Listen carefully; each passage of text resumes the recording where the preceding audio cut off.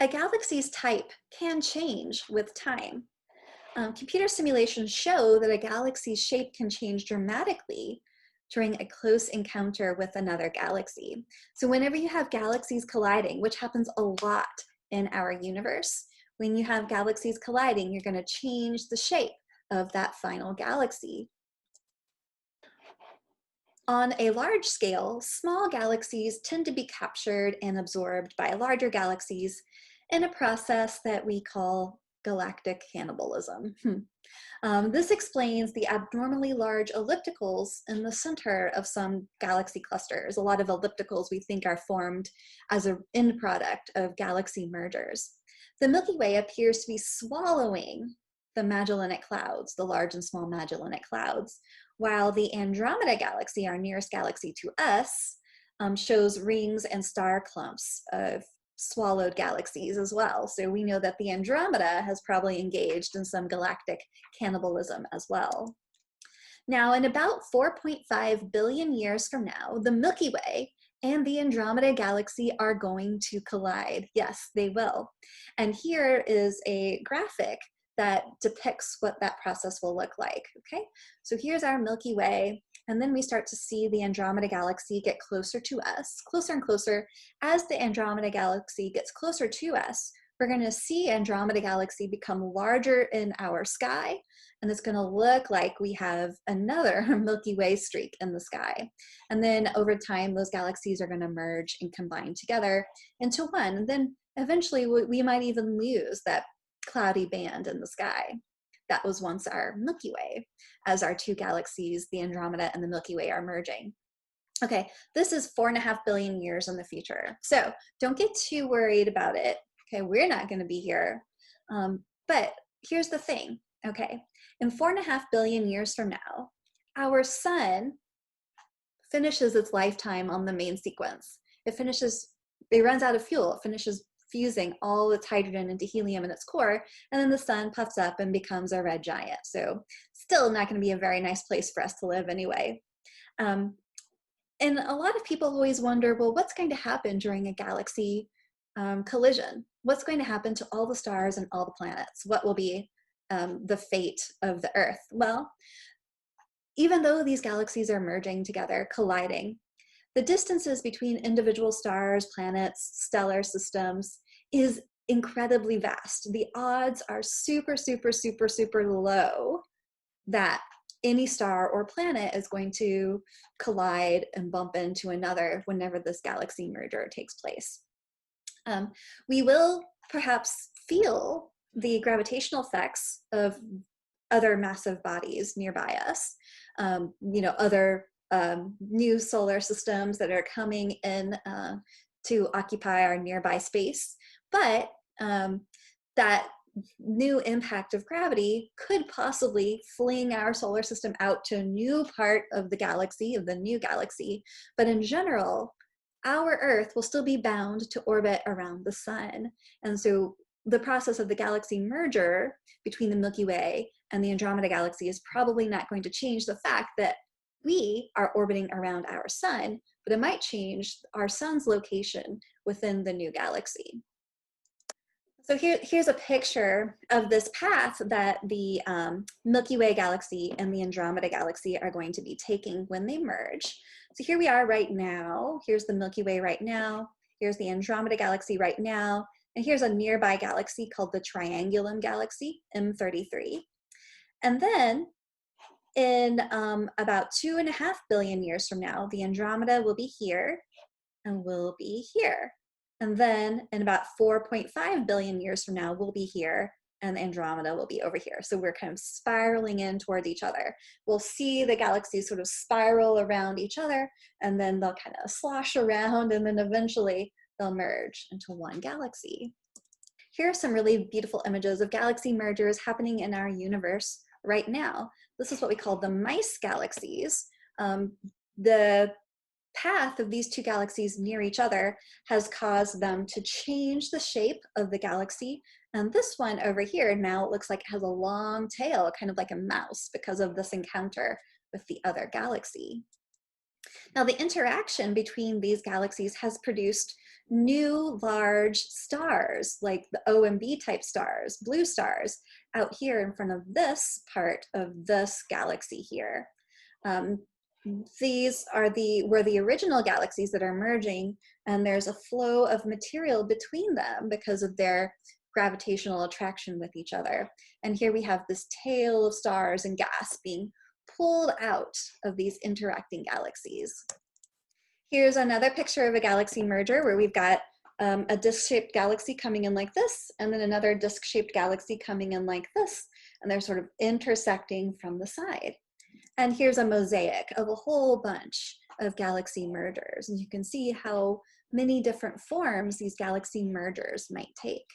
The Milky Way belongs to a very small cluster of galaxies called the local group. And here are some members of the local group.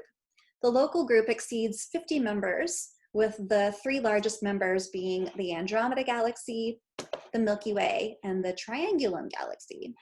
And most of the local group galaxies are faint, small, dwarf galaxies, kind of little baby galaxies.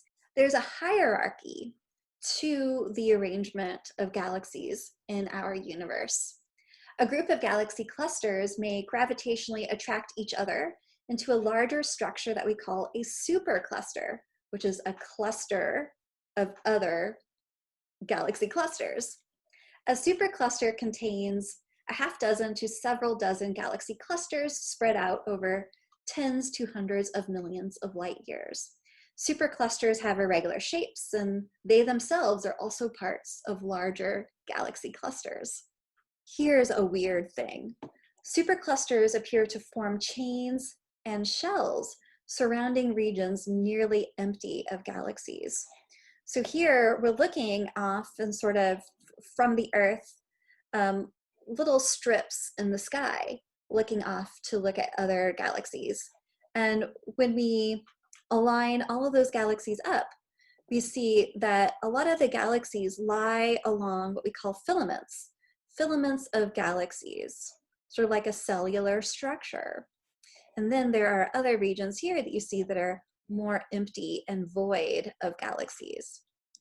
Now here's a better picture. Here's what we think the evolution of the large structure of our universe looked like, starting from the Big Bang, the formation of our universe. And over time, all the bright pockets that we're seeing, those are galaxies, regions where galaxies prefer to form. They prefer to form along the sort of like web-like structure within our universe, along these long filaments. And you'll find pockets within those filaments where you'll have more galaxies clustered together. And then you'll have pockets in between those filaments that are what we call voids, where there's not a whole lot going on. So again, here's another computer graphic of what this might look like. The universe is made up of filaments, of clusters and superclusters of galaxies. But it's possible that our Milky Way could be in the void between some of these filaments of galaxies. Then let's recap the hierarchy of the large-scale structure in our universe. We start here with the Earth. Our Earth is part of the solar system. Our solar system is part of a little neighborhood of stars nearby. And our stellar neighbors belong to the Milky Way, all the stars in our galaxy. Our galaxy, the Milky Way, is part of the local group, which is part of the Virgo supercluster, which is part of another group of galaxy clusters that we call the local supercluster. And then finally, we come to our observable universe. And remember that the galaxy formation within our universe, and places where we find galaxies within our universe, they don't tend to be randomly distributed or even uniformly distributed throughout our universe. Instead, galaxies prefer to form along these filaments or a web-like structure within our universe. This is a classic image that we call the Hubble Deep Field. This is the result of 11-day-long observation with the Hubble Space Telescope. In this one image, there are about 10,000 objects, nearly all of them galaxies. By observing these distant galaxies, we have learned a lot about our universe. In 1911, it was discovered that all galaxies are moving away from the Milky Way. Edwin Hubble found the radial speeds of galaxies. The radial speed is the speed of a galaxy, either toward or away from us. He found these radial speeds by looking at the spectra coming from those galaxies. Now, and then looking at the spectra and then using the Doppler effect or the Doppler shift in order to deduce whether those those galaxies were moving toward or away from us. So to illustrate that, let's look at, this is an absorption spectra coming from our Milky Way galaxy. And let's assume that all of these other galaxies we're going to look at have the same absorption spectra. Now, if a galaxy is moving away from us, we're going to see the light coming to us from that galaxy. Because it's moving away from us, we're going to see that light being shifted toward the red. So all of these absorption lines that we see for the spectra in our Milky Way galaxy, for a nearby galaxy but still moving away from us, we're going to see those absorption spectra lines be shifted more toward the red.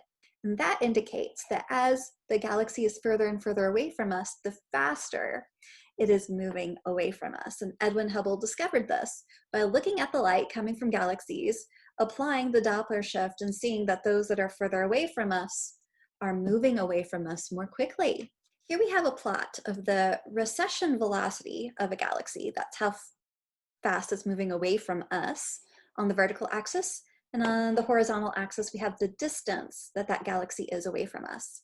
And if we plot the recession velocity versus distance on a graph for all of these galaxies, we find that those data points lie along a straight line. There's this perfect straight line here, this perfect relationship that Hubble discovered in a relationship between how fast these galaxies are moving away from us and how far they are away from us. And that's represented by this equation here. The recession velocity of a galaxy is equal to what we call h, the Hubble constant, times d, where d is the distance that that galaxy is away from us. So this expression is called the Hubble Law, and h here is the Hubble constant. So you make this plot, you get the slope of this plot, the rise over the run, and that will tell you here, the constant here for Hubble's law, that will give you h, the Hubble constant. Although it's not generally agreed upon by all astronomers, because some astronomers have different ways for coming up with the Hubble constant, but the majority of them are going to agree that the Hubble constant is somewhere near 70 kilometers per second per megaparsec. If we know this Hubble constant, we can turn this around then, assuming that Hubble's law holds, and determine a galaxy's unknown distance by measuring its recessional velocity away from us using spectroscopy, and then assuming some value for h.